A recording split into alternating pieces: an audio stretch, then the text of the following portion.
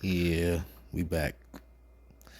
Um, Today we're gonna do a who is Steve Coakley, but not a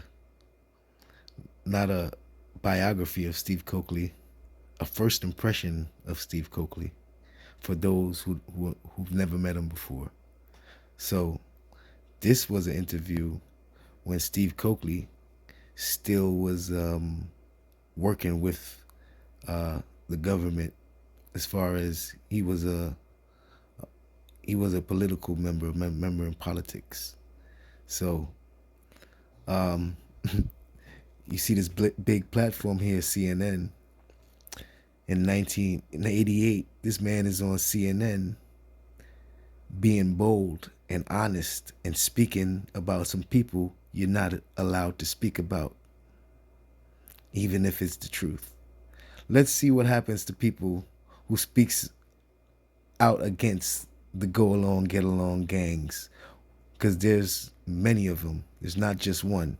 It's a conglomerate. Let's go. Steve Coakley, y'all. White supremacy is the problem. Jews just happen to be white. I think Irving shows a good example of the immaturity possessed by many Jews who overreact and, shall we say, disrespect blacks' legitimate concerns regarding Jews. It appears as if people like Irving have a certain level of immaturity that they just can't imagine that a person that talks as illegitimate as he talks is not in some form or Notice how they want to keep cutting him off because that stuff they don't like what he's saying. They don't, especially on this platform. But this man was a powerful brother, and he was not scared, and he did not back down. And we should definitely give this man his flowers. we say so peewee that he isn't even worth responding to. But Mr. Coakley, you can't blame him for reacting when you get up before an audience and read a statement, I don't care where it comes from, to the effect that Jewish doctors are inoculating black kids with AIDS. Well, I think what you ought to do is look at the New York Times, which talked about the doctors in Zaire who got an agreement with Mobutu to shoot up black people. This ethnic weapons program is being used all over the world. Unfortunately, boom. Wait a minute.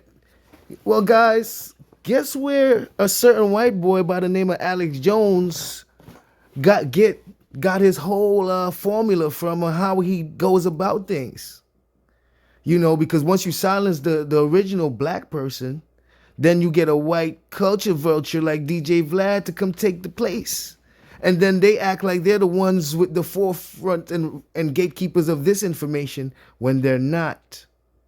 When they're not. But check out how they made this man seem like he was a conspiracy theorist later on in his life, because he was able to hit them with facts.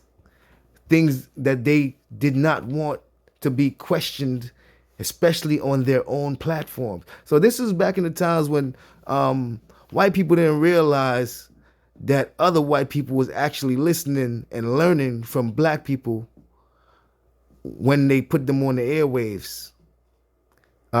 This is when we used to have Reading Rainbow and all these type of black programs. And even before that, Malcolm X would even have conversations with white people and call them devils, and they just ask more questions about, why do you think I'm a devil, and why would you? And we had these kind of dialogues. You can speak to the KKK. You can speak to people said how they felt, because that's the only way to get past an issue. But check on these platforms where you don't say what they want you to say, and look how they react. But we got to give this brother Steve Coakley his flowers. And this right here is one of the beginnings of his end on mainstream, and basically the end of his livelihood. New York Times, which talked about the doctors in Zaire who got an agreement with Mobutu to shoot up black people. This ethnic weapons program is being used all over the world. Unfortunately, Mr. Coakley, you mentioned the ethnic weapons program. How much of the problems in the black community of Chicago are the blacks' own fault? Ooh, thank you, Mr. Who's that? I guess that's Newt Gingrich. It looked like. Listen, man, these guys are good. You gotta listen to them. They create a system that's gonna make you behave a certain way, And then when you start behaving that way, they then place the blame on you for behaving that way, knowing that they're the root of the problem. They're great at this double talking. Supremacy is the main problem in our community. Domestic weapons program. How much of the problems in the black community of Chicago are the blacks' own fault? Well, white supremacy is the main problem in our community. How much of the problems are your own fault? If we resolve white supremacy, we will resolve the problems of unemployment. We will resolve the problems of bad housing. The Reagan administration probably represented the epitome of white supremacy by cutting into every domestic livable program that whites and blacks had, especially poor people, and they showed their relationship with these people by proving their insensitivity. Now, well, Mr. Coakley, you've attacked Jesse Jackson, you attacked the late Mayor Harold Washington, you called them colorless. What black leaders, political leaders in this country do you respect? Well, I think politics has a way of accommodation. I don't think we have true political leaders in the sense of that you're going to find purity in politics. Politics is about accommodation and compromise. When our black leaders go into politics, as was discussed recently in Harper's Magazine, blacks have to prove to whites that they will protect their interests first. That's why politics is not the type of game that we're going to continue to invest all our time in, because it's proven that it doesn't work. Politics will not whip white supremacy, but clear, accurate, documented challenges to white supremacy, as well as action, grassroots action, taking against the forces of white supremacy. I thought it was awfully strange. Okay, this is 1988. And then years later, he's able to bring O.J. Simpson to the hood. He's able to meet Michael Jackson. We're gonna learn about Steve Coakley and his contributions to the black community and why we don't hear about him. And why there's not even an effort to mention him, even by our so-called leaders. Why? They know him. They all know him. Clear, accurate, documented challenges to white supremacy, as well as action, grassroots action, taking against the forces of white supremacy. I thought it was awfully strange. Coakley. Okay. Mr. Coakley, we have to take a break for a commercial. Mr. Lebanon, same. We'll be back in just a minute.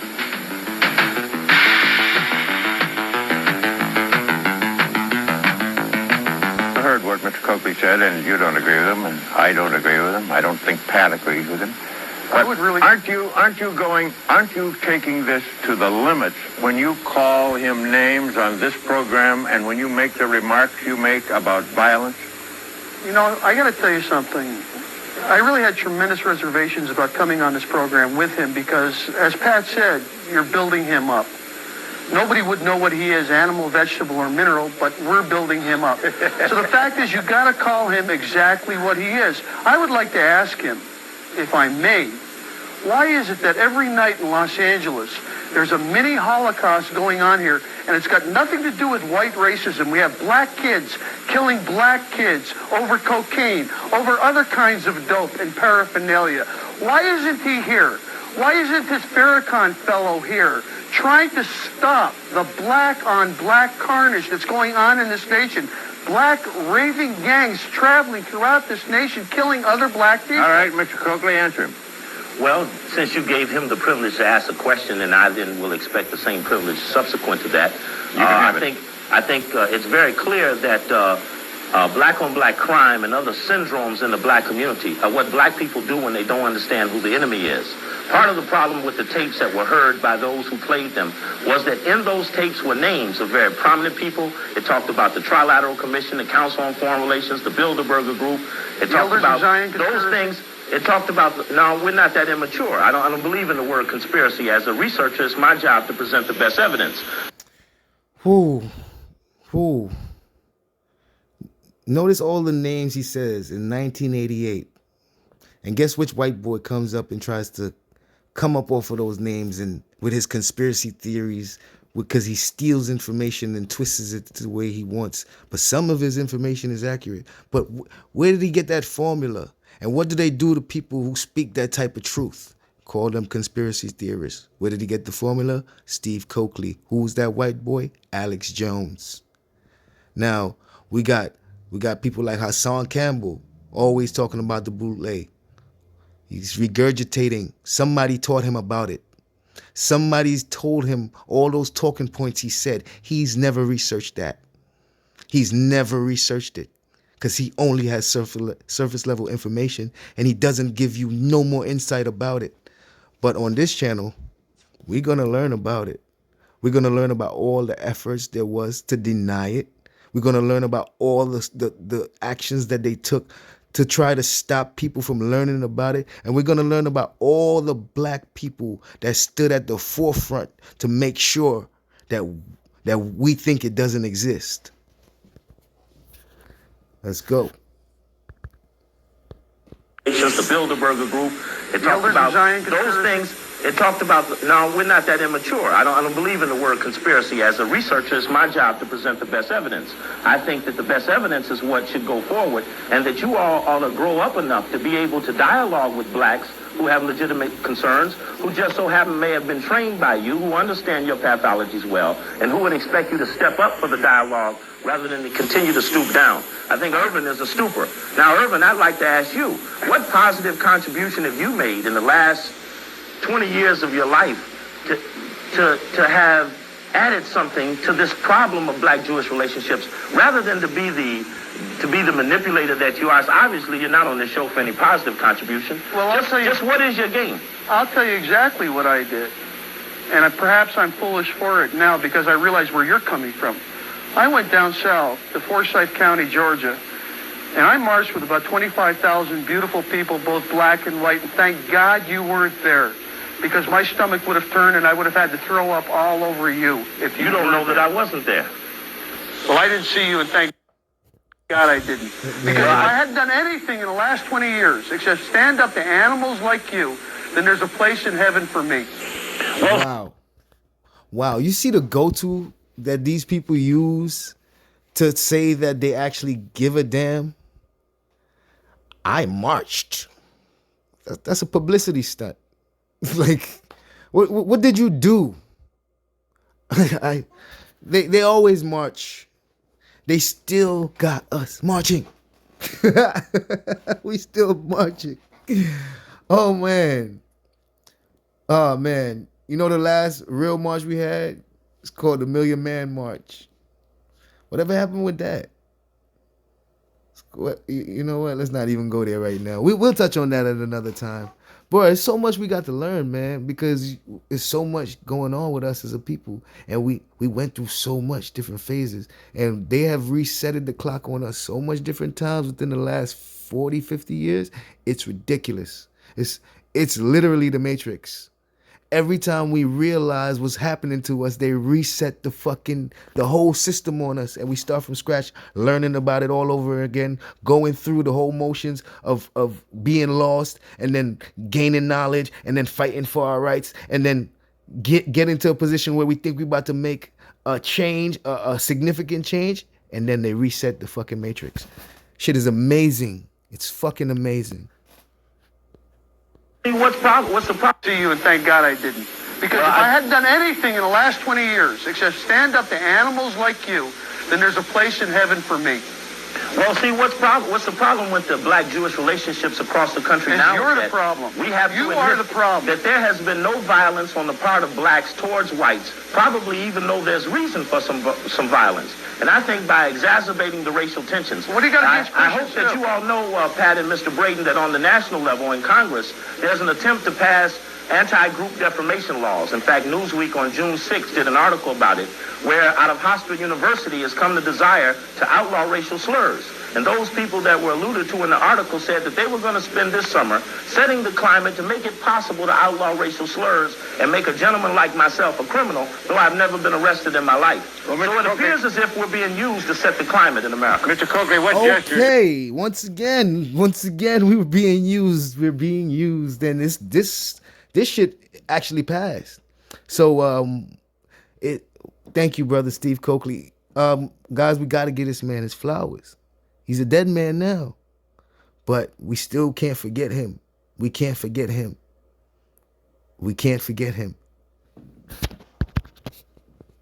It's possible to outlaw racial slurs and make a gentleman like myself a criminal, though I've never been arrested in my life. Well, so it appears as if we're being used to set the climate in America. Mr. Coakley, what gestures have you made toward racial understanding and equality? Well, first, it should be said that during the time that I was in the mayor's office, not one single person accused me of abusing the power that I had within my control.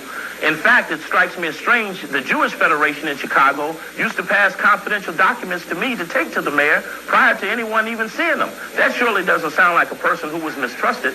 And I could tell you that in Chicago, we're coming forward with blacks who really represent the black community and disregarding those blacks chosen by Jews for these dialogue ventilation sessions.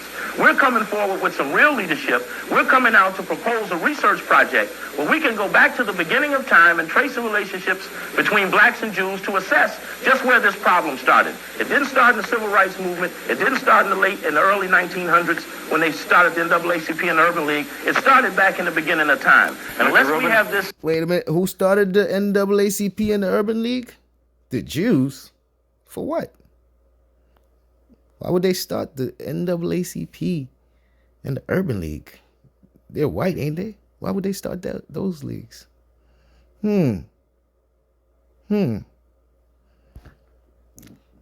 Boy, oh boy. So much things to learn. Study. I'd We like won't resolve the really, conflict. I'd like to say it started with people like Jesse Jackson and people like Coleman Young and people like this fellow, Mr. Coakley. That's People who immature. are jealous of Jews. The reason there is black Jewish strike today is because these blacks are jealous of Jews. And that's the only reason.